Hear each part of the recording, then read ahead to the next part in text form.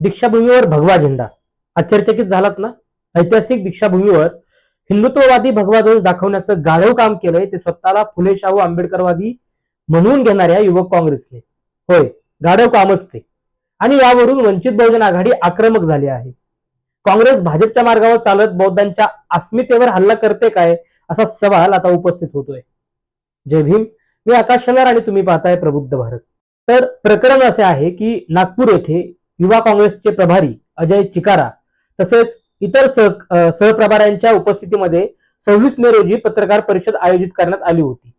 या बैठकीत महाराष्ट्र प्रदेश युवक काँग्रेसचे अध्यक्ष शिवराज मोरे यांच्यासह अनेक पदाधिकारी उपस्थित होते. या पत्रकार परिषदेदरम्यान पदाधिकाऱ्यांनी हातात घेतलेल्या पत्रकावर ऐतिहासिक दीक्षाभूमी आणि परमपूज्य डॉक्टर बाबासाहेब आंबेडकर यांचे छायाचित्र छापण्यात आले. मात्र अत्यंत गंभीर आणि चिंताजनक बाब म्हणजे त्या चित्रामध्ये दीक्षाभूमीवर भगवा ध्वज फडकवताना दाखवण्यात आला. दीक्षाभूमी ही कोट्यवधी लोकांच्या श्रद्धेचे, समतेचे आणि बौद्ध धर्माचे एक प्रतीक आहे. तिच्या मूळ स्वरूपाशी अशा प्रकारे छेडछाड करणे हे म्हणजे ऐतिहासिक वास्तूचे विकृतीकरण करणे असेच आहे. पण लाखो कोट्यवधी लोकांच्या धार्मिक, सामाजिक भावनांना दुखवणारे सुद्धा आहे. आणि या प्रकरणावर वंचित बहुजन आघाडीने तीव्र संताप व्यक्त केलाय. वंचित बहुजन आघाडीने म्हटले की आज नागपुरामध्ये युवक काँग्रेसचा नेता अजय चिकारा याने एका कार्यक्रमात बेहतर नागपूरचा प्लॅन दाखवला. यामध्ये फोटोच्या माध्यमातून हे दाखवले गेले की बेहतर नागपूरमध्ये म्हणजे बेहतर नागपूर या त्यांच्या प्लॅन मध्ये दीक्षाभूमीवर हिंदुत्ववादी भगवा ध्वज फडकताना दिसलाय. वंचित बहुजन आघाडीने म्हटलंय की ज्यांनी हे दाखवले ते काही छोटे नेते नाहीत, ते महाराष्ट्र युवक काँग्रेसचे महाराष्ट्र प्रभारी अजय चिकारा आहेत. काँग्रेस पक्ष बेहतर नागपूरच्या माध्यमातून हे सांगत आहे की दीक्षाभूमीवर बौद्धांचा पंचशील झेंड्याऐवजी हिंदुत्ववाद्यांचा भगवा ध्वज फडकताना दिसेल. वंचित बहुजन आघाडीने या घृणास्पद कृत्याचा तीव्र शब्दात निषेध सुद्धा केलाय.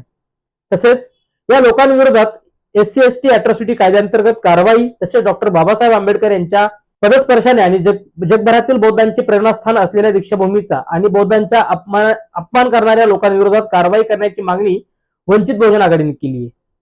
या संदर्भातील कार्यवाही वंचित बहुजन आघाडी नागपूर शहर कार्यकारिणी लवकरच करणार असल्याचेही त्यांनी स्पष्ट केले. वंचित बहुजन आघाडीने आपल्या ट्विटमध्ये थेट राहुल गांधी यांना सुद्धा प्रश्न विचारलाय. राहुल गांधी यांना वंचित बहुजन आघाडीने विचारलंय की याला तुम्ही समर्थन देताय का? काँग्रेसने आपल्या एका कार्यक्रमात दीक्षाभूमीवर हिंदुत्वाचा भगवा झेंडा दाखवून अत्यंत घृणास्पद, लाजिरवाणे आणि आक्षेपार्ह कृत्य केले आहे.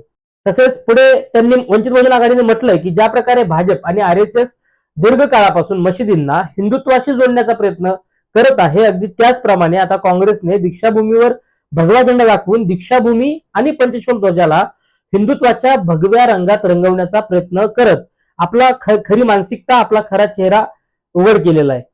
वंचित बहुजन आघाडीने पुढे म्हटलंय की काँग्रेसने बौद्ध धर्मावर हल्ला केला आहे, काँग्रेसने बौद्ध समाजावर हल्ला केला आहे, काँग्रेसने दीक्षाभूमीवर हल्ला केला आहे, काँग्रेसने पंचशील ध्वजावर हल्ला केला आहे, काँग्रेसने बोधिसत्व डॉक्टर बाबासाहेब आंबेडकरांचा अपमान करून बाबासाहेबांच्या विचारांवर हल्ला केला आहे.